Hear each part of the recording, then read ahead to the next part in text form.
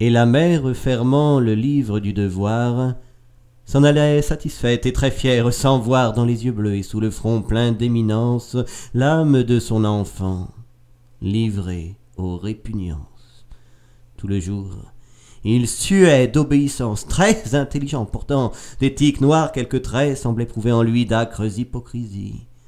Dans l'ombre des couloirs aux tentures moisies, en passant, il tirait la langue, les deux poings à l'aine, et dans ses yeux fermés voyait des points. Une porte s'ouvrait sur le soir, à la lampe on le voyait là-haut, qui râlait sur la rampe sous un golfe de jour pendant du toit.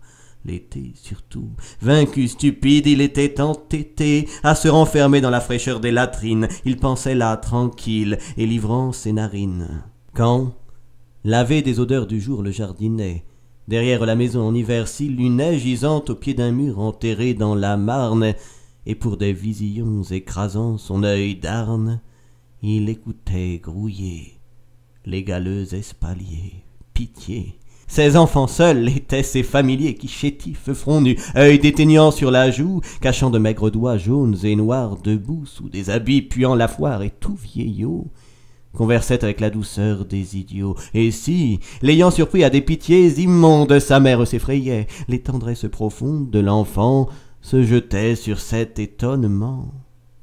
C'était bon. Elle avait le bleu regard qui ment. À 7 ans, il faisait des romans sur la vie du grand désert, où lui la liberté ravit, forêt, soleil, rive, savane. Il cédait de journaux illustrés où, rouge, il regardait des Espagnols rire et des Italiennes.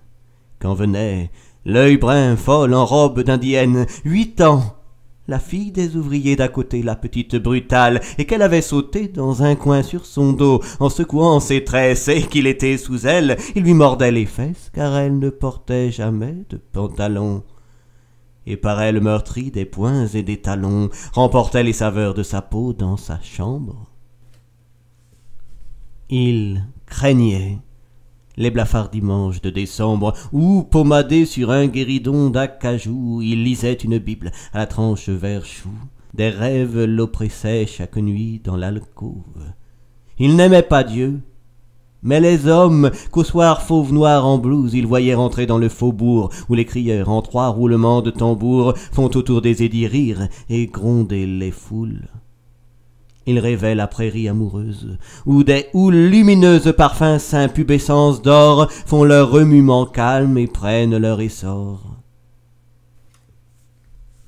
Et comme il savourait surtout les sombres choses, quand, dans la chambre nue aux persiennes closes, haute et bleue, âcrement prise d'humidité, il lisait son roman sans cesse médité, plein de lourds ciels au creux, et de forêts noyées, de fleurs de chair au bois sidéral déployé, vertige, écroulement des routes et pitié, tandis que se faisait la rumeur du quartier en bas seul, et couché sur des pièces de toile écrue, et pressentant violemment la voile.